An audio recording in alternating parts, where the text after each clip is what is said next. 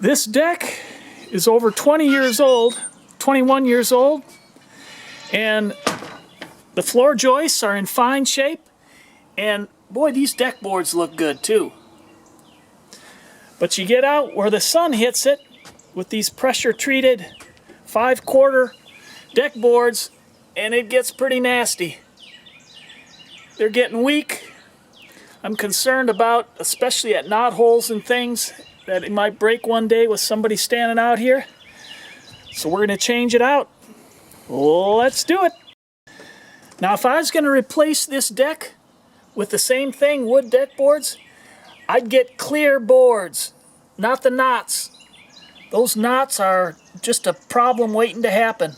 They pop out and then you got a weak spot and you got to change the board. But I was blessed by someone who was tearing out their deck. They wanted a Trex deck instead of these composite boards, and I told him I'd go over and help him take it out, and he said you can have all the boards, all the screws, all the railing, everything, metal pickets. So I did it, and that was a few years ago, and I haven't done anything with them. Now structurally, this deck is in fine shape and it was well built, but cosmetically it's not so great. The guys who built it got a little lazy building the railings, just nailed those in and didn't get the nails all the way in. You can see the board split some places, and they made a mistake both at the bottom. They were over 4 inches, so the inspector failed it. They had to put that bottom board in, which I don't really care for, but it doesn't hurt anything. And then they were short on the top, so they had to add an extra board here before they put the cap on. And the other thing is, I actually put this board on a couple years ago, and it was a good board too. And it just went crazy. Pulled out. It's like a ski jump. And that'll be nice to get a composite board on top of there because that's not going to move all the way around. I am going to leave the railings for now. I can change those in the future. But I'm going to change out the deck boards and the railing cap. And I wish the girls could help. But it's just a day of rest out there. Now the key to maintaining your deck or porch is to keep the wood treated. Stained, painted, whatever you want to do. But if you maintain that, you won't have to go through all this. Now here's the deck from the underside, and you can see they through bolted the 4x4 posts for the railing. Another very critical thing is, you see how that 6x6 post that's holding the deck up is notched? And the double 2x10 rim joist is sitting on top of that post and then bolted through to hold that all together.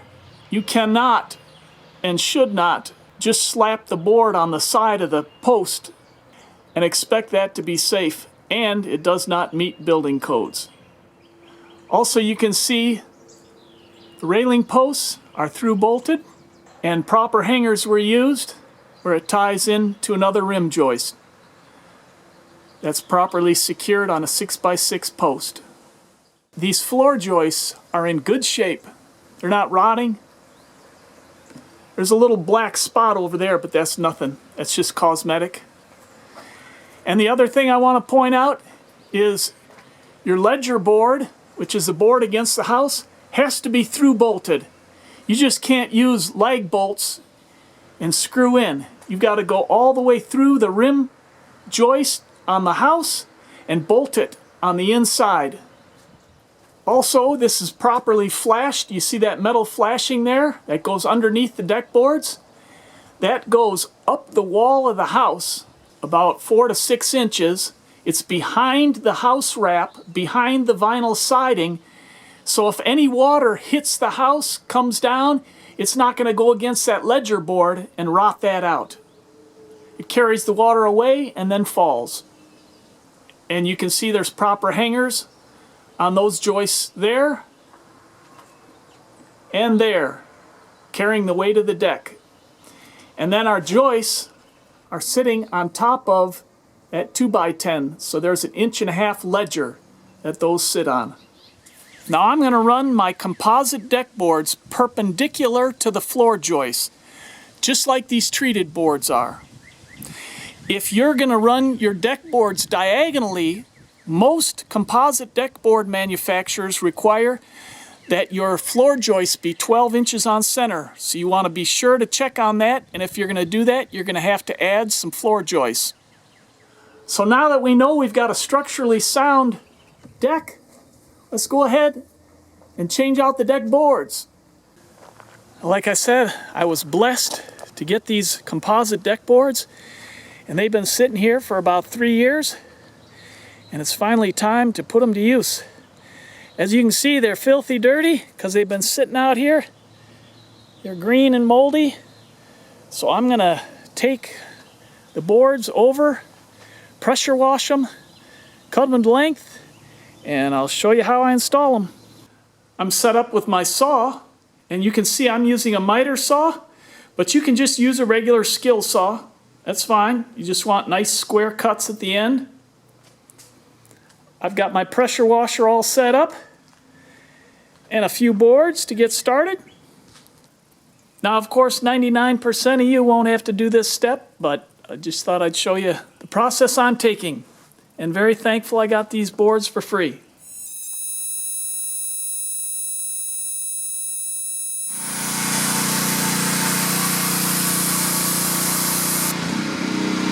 And there's our before and after. And I'll never have to stain again. Now we'll go back and take our first deck board off.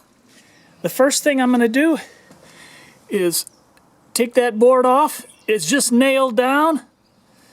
And then I'm going to start unscrewing. I'm going to leave this board here. I'm going to start unscrewing here, and you can see they're square heads, square tip heads, which I'm thankful for. If it was Phillips, like these here, I probably wouldn't get most of them out.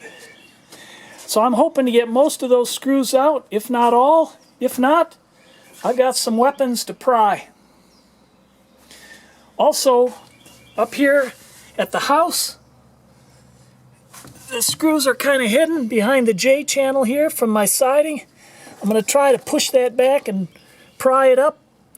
But if I have to, I can take this bottom row of siding off and unnail the J channel. But I'm hoping I won't have to do that. And that's why I don't like to use nails on deck boards. They rust out, they rot out, and you don't get much holding power.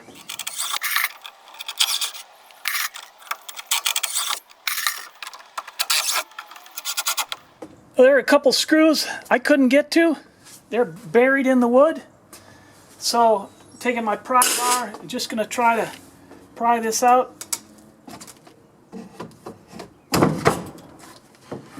Yeah.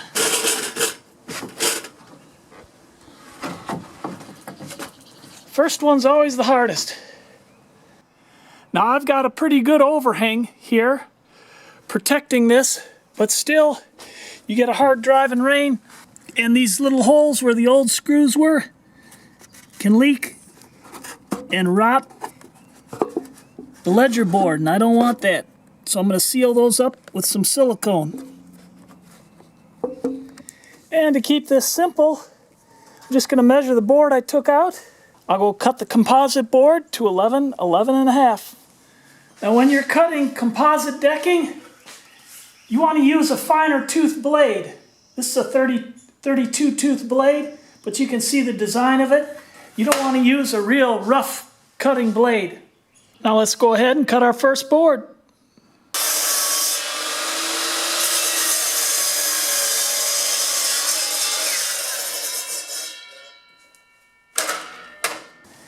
And the screws that are left over, I find it's best just to hit them sideways, hit them back, and then one more time and they break off. And we want to make sure everything's clean. There's no debris left under here. And where the deck board meets the house, we're going to leave a 1/4 inch gap. That's all the way in.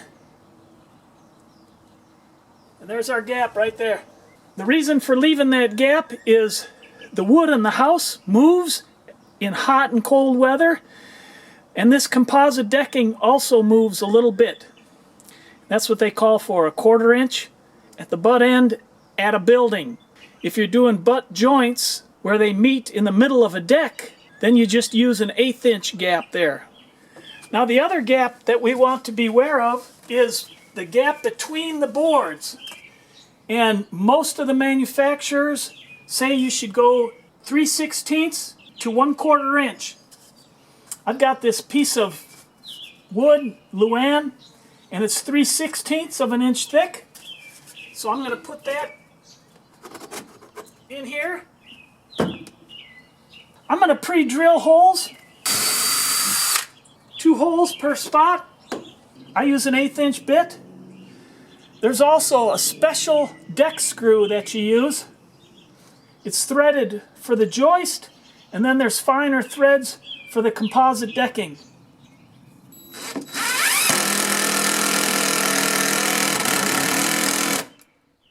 I just go till it's flush, just like that.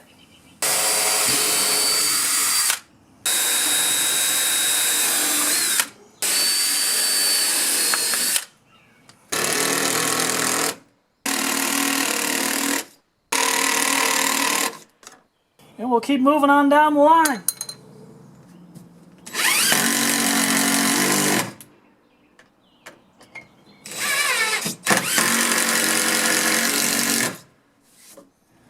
Now you might have noticed our gap gets narrower as we get down to the end there. And I did that purposely. It's straight. If I measure from the edge of that board right there to the end of the deck right over there, it's 122.5. If I do the same thing from here to there, it's 122.5. So this deck board here, the old one, isn't straight, and I just let that gap narrow there a little bit. But I'm going to go the 3/16 in between the deck boards from there, and I'm going to double check as I go along. But that should work out just right. And as I'm doing this, I'm going to stay 1 board ahead. So I'm going to remove that, then I'll install the second one. That gives me room to move it around, to work with it.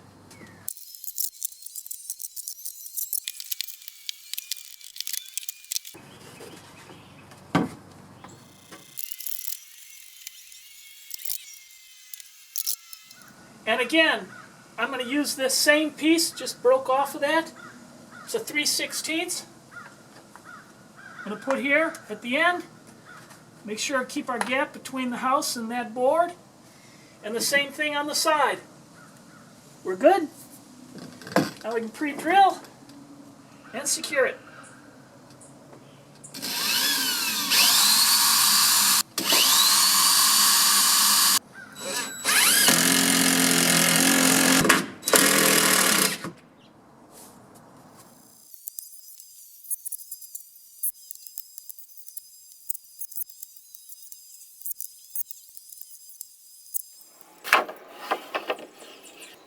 Now I'm also caulking the screw holes. You're going to get water and you're going to get it underneath the deck boards. It does breathe in between the boards, but I just like to keep the floor joists in good shape as long as I can. So I'm going to do it, just an extra precaution.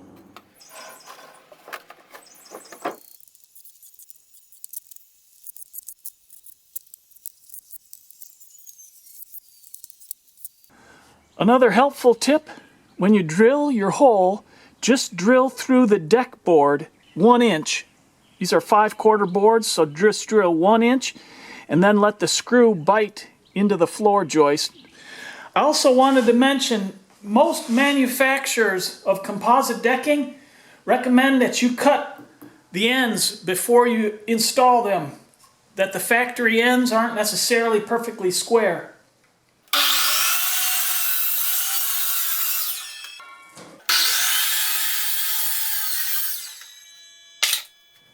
be sure as you're going along, use your shim, get that gap straight.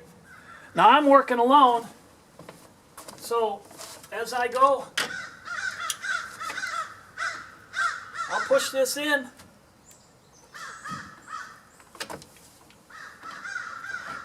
Put a clip on there, hold it in place, and then I can shim it as I go. That's perfect right there.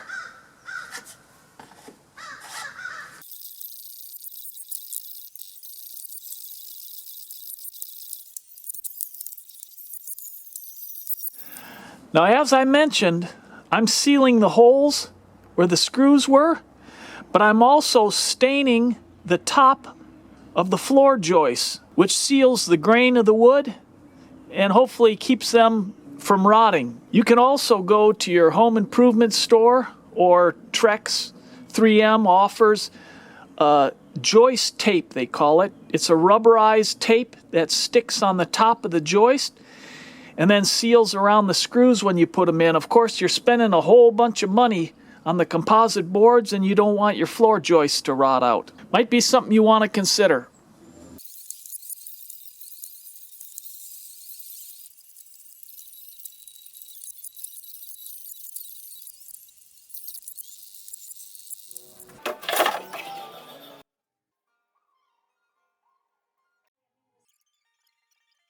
Now, another important thing you want to pay attention to is how the boards are going to line up at the end. So I want to measure from this end to the boards I'm laying.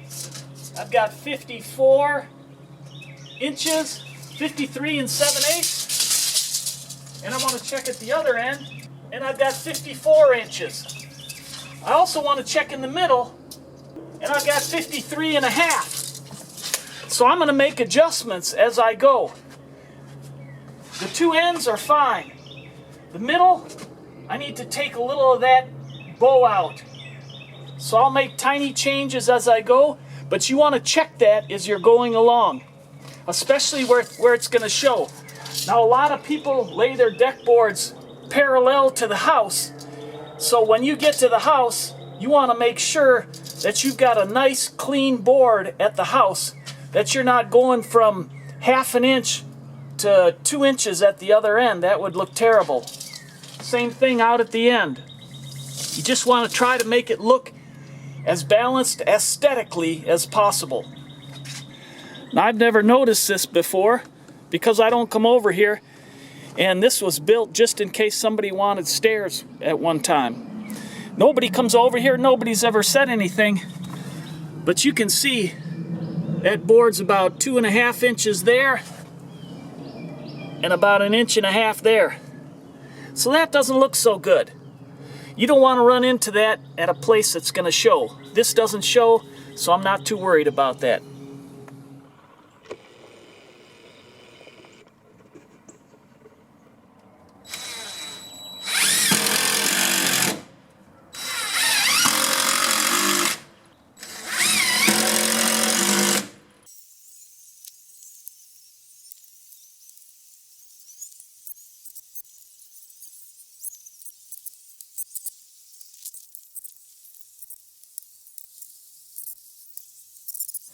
All right, we're nearing the end here. I'm going to replace the old rail cap, and the builder on this deck ran it flush with the outside of the railing, which isn't good because the water comes down and hits all this wood and rots it out. So when I put the new rail cap on, I'm going to let it hang over 1/2 inch to 1 inch.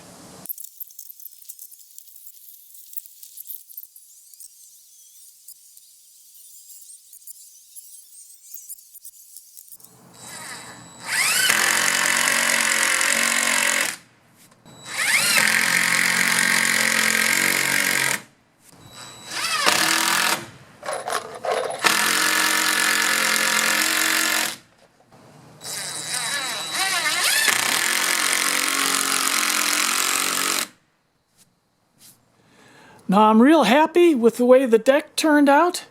Of course, those deck boards were used, so they had holes in them, which doesn't bother me.